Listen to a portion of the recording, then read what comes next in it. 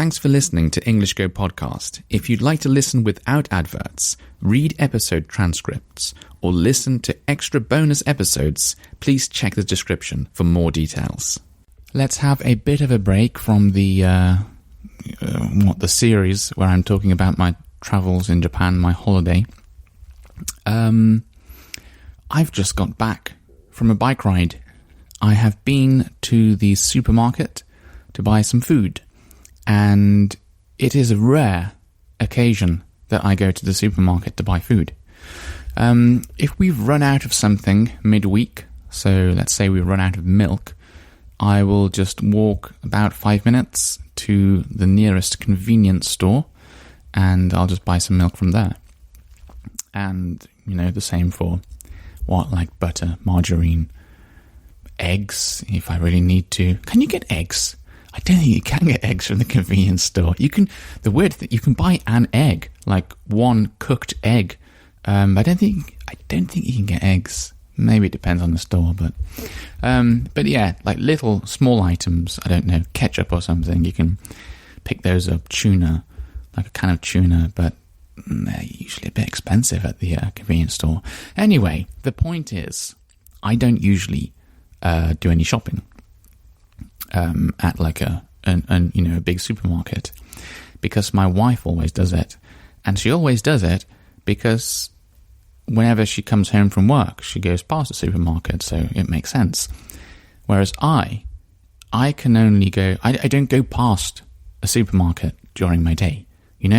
I work from home, don't I? So I wake up, I'm already at my office, so to speak, and then the day finishes and I'm already at home.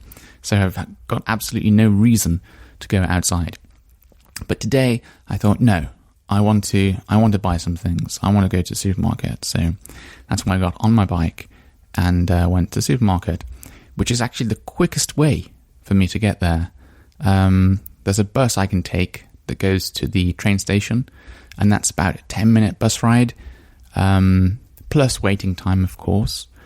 Or I can just bike to a nearer supermarket, which is about a 7-minute bike ride. So it's quicker to go by bike, and there's no waiting for buses, which is great. So what did I buy? I'll tell you what I bought. I have bought some small oranges. In England, we've got two names, or maybe more than two names for these kinds of small oranges. But depending on what type they are, we have satsumas, which I believe is actually a Japanese name, like a name of a place in Japan called Satsuma. But I don't think there's any connection to these small oranges at all, and I've no idea why we call these oranges Satsuma oranges. I don't know. But anyway, so we've got these tiny oranges called Satsumas, and we also have clementines, which are like a sweeter version of a Satsuma. I've bought the smallest oranges I've ever seen in my life. I can't believe how small they were. They were so small, I had to double check that they were really like oranges that I was buying. Well, actually, I should say, right, so we have like an orange in England is quite big. It's almost like a grapefruit. It's not as big as a grapefruit, but it's like sort of like apple-sized orange. And then the other things are like like the clementine and the satsuma. There's probably more that I'm forgetting. But anyway, when you say, I'm pretty sure this is correct. When you're talking about oranges in Japan, mikan, I think they're always small. These tiny ones. I don't think I've ever seen like a normal English-sized orange in Japan. I'm sure they exist. I just don't remember seeing them. But anyway, these tiny oranges, these mini oranges, are even more mini than English mini oranges. And they're about half the size of a mini orange. And like I said, they were so small. I had to double check that they were really oranges because I couldn't quite believe it. I should put a picture of the stuff that I bought, actually. Just because it's good like reference whilst I'm talking about this. I probably will do that. Should I put it on the Patreon page, or should I put it on what's it called? Not Instagram. I've stopped using that, to be perfectly honest. That's another story. I've stopped using Twitter, or X, as it's now called, as well. And that's another story, or another podcast episode, perhaps. I shall put it up on...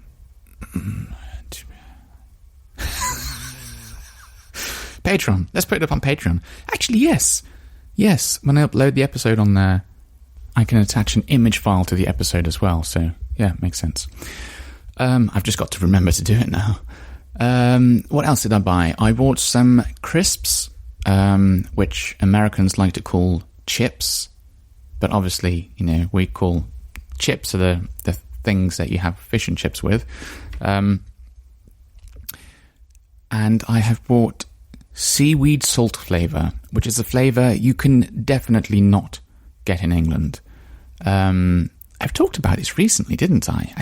Yes, I did. I talked about crisps and like the three main flavours, like ready salted, which just means salted, but we call them ready salted. Because years ago, there's a reason why we call them ready salted.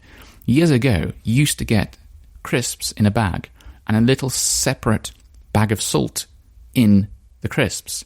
And you had to open this bag of salt and put the salt on yourself. So ready salted crisps have already been salted. That's why they're called ready salted. Right. Then salt and vinegar and cheese and onion are sort of the main three flavours. Over here, ready salted, I would say, is the main flavour. And seaweed and salt, I think, is a main flavour. And there's probably a few others as well. But maybe those are the two main ones. And when my parents were over here, my father was particularly fond of these seaweed salt ones. He thought they were really good crisps, amazingly good. And better than English crisps even. And they are. To be honest, yes, I think Japanese crisps probably are better than English crisps. But they don't have salt and vinegar over here. So that's a complete disaster. You need salt and vinegar crisps. I don't know why, to be honest. Because every Japanese person I've ever talked to about crisps, which isn't that many, to be honest, seems to love salt and vinegar flavour crisps. So they should definitely start selling them here. Anyway, what else did I buy? I bought some drinking yogurt. And this is something that I love, but I can't drink in England. There is something you might be able to get some kind of drinking yogurt in England, but it is very different to Japanese drinking yogurt. The stuff I can buy in England is normally just one flavour, like plain yogurt flavour, and it's normally thick as well. Whereas the stuff that I can buy in Japan, it's quite thin, and there's all different flavours: blueberry, grape, orange. Is there an apple? Maybe. There's what's the one? Oh, strawberry. That's it. These are really hard, actually, because I was just thinking of it. I've just been to the shop and I could see it, and I had an image of the product in my mind, and I could see like a picture of a strawberry on there, and then I remember the word for strawberry in Japanese printed on the side of the carton, of the yogurt carton, and I was thinking it's and my brain was just going, Ichigo, Ichigo, Ichigo, the Japanese word for strawberry, that's what you want. No, I want English. So yeah, starting to forget. Some words for some things in English just don't come as easily to me anymore. But I don't think I'm forgetting the language. It's just a bit slow sometimes. Weird. What else did I buy? I bought some tuna. I was able to buy an almost normal-sized can of tuna, because the cans of tuna they have in Japan, wow, they're like little tiny cans that you'd give to a very, very small kitten or something. There's nothing in them. It's like if I want to do anything normal with tuna, I've got to open more than one of the cans because they're so small. I think what are they? They're like 40 grams or something. It's nothing. But I managed to find a reasonably big, this was called L-sized can of tuna, which is still smaller than a normal-sized can of tuna in England, and a lot more expensive, actually. And I'm not sure why that is, why tuna is so expensive in Japan. And there's another weird thing about tuna in Japan. in a canned tuna. It's not called tuna. It's called sea chicken, which to me, I actually really like the name. It makes no sense at all. It's not a chicken. It's from the sea. I guess they're saying like this is the chicken of the sea.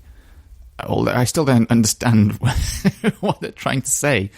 But yeah, it's quite a fun name. And on the tin, I think it says "Let's enjoy cooking with sea chicken." Actually written in English, and the English is perfect. I mean, it's a bit weird. I don't know why you need to say, it's like the yogurt I bought doesn't say "Let's enjoy drinking yogurt," and the oranges don't say "Let's enjoy eating oranges."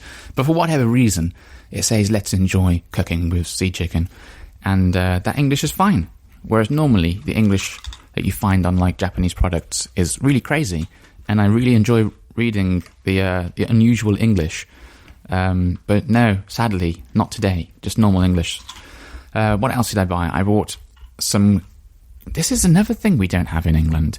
It's like curry. You can get like a curry sauce, and you just put it in the microwave for like a minute and a half. No, sorry, a minute and a half to 2 minutes, and you add some rice to it, and you can throw in some vegetables and whatnot later if you want. You don't have to. You can just eat it like that. And it's already got some vegetables in, and sometimes some meat in as well. And it's really cheap. Like it's like the cheapest one you can get, I think, is around like 80 pence, which is what no, sorry, not 80p. Sorry, 80 yen. What am I talking about? So 80 yen, or it's probably 88 yen actually. 88 yen in pounds and pence is 48p. Wow, that's cheap. That is unbelievable. So you just throw it in the microwave, add some rice to it, and you can eat it. And I've managed to find curry in Japan, by the way, is not spicy. It's not spicy at all. Even when you go and order spicy curry, it's, like very, very hot curry. It's still not at all hot compared to English curry. So actually, that's something to watch out for. Be careful if you're ordering curry in England, because if you order hot curry, it is hot. And I once ordered don't order a vindaloo. I once ordered a vindaloo, so hot. A vindaloo is a type of curry. So hot that I actually couldn't eat it. And I'm pretty good eating hot things. I eat lots of hot things. Stuff that some people say, I can't eat that, it's too hot. But this thing, it beat me. It was unbelievably hot. It was making me feel ill eating it. So yeah, watch out for vindaloos if you're in England. So I managed to find this one curry, and it's gone. Oh, the scale goes. You've got like scale 1, which is not very hot. Scale 5, which is like maximum hot. And then I've got this, like, it goes from 1, 2, 3, 4, 5 to hot. And I've got like the maximum level of hot. And I've never seen this level before.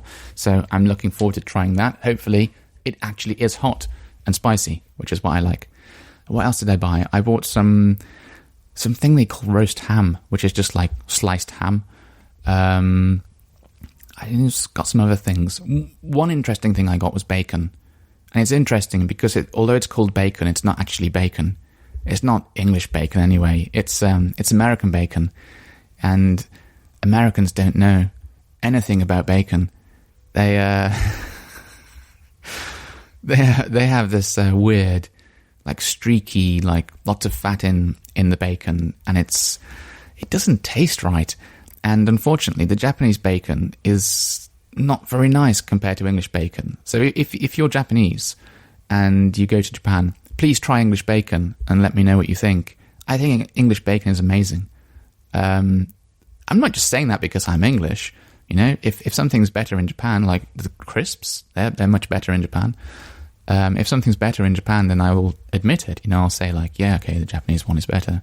But on this occasion, English bacon is much better than Japanese bacon and American bacon. It's made from a different cut of the meat, and which we call the medallion, and it's got this you can get this really nice smoky flavoured bacon, which is great for making bacon sandwiches. Does anyone else in the world eat bacon sandwiches? Is that an English thing? I don't know. But normally you'll have, brown sauce, HP sauce. Yeah. So you fry your bacon in a frying pan, and you put it on some normally white bread. Brown bread is fine too. But normally on white bread for a bacon sandwich. Well, we shorten sandwich. We shorten the word sandwich to sarnie sometimes, which is a bit casual. A bacon sarnie. And just put like either ketchup on there or brown sauce, HP sauce, which is something they don't really have in Japan. The closest thing to it is you can get like this fruity sauce. It's like a fruity brown sauce. But anyway, bacon on your white bread with the fruity brown sauce, the HP sauce. And that is a nice breakfast. Probably not very healthy, I shouldn't imagine. But it's quite a common breakfast thing to have in the UK and in England, in the UK. And you can get like coffee shops that will sell like a bacon bap, which is the same thing but on fancier bread. But yeah, I miss that. I really want that again. That's why I bought this bacon today. I'm sort of lying to myself. I'm going to try and make a bacon sandwich tomorrow, and I'm not going to enjoy it because it doesn't taste like English bacon. But I'm going to pretend it's English bacon. And we'll see what it's like. I bought like the most English looking piece of Japanese bacon I could find in the shop. So we'll see how it goes. Anyway, this episode is a little longer than usual, so my apologies for that. But it's all good listening practice. So until next time, bye-bye.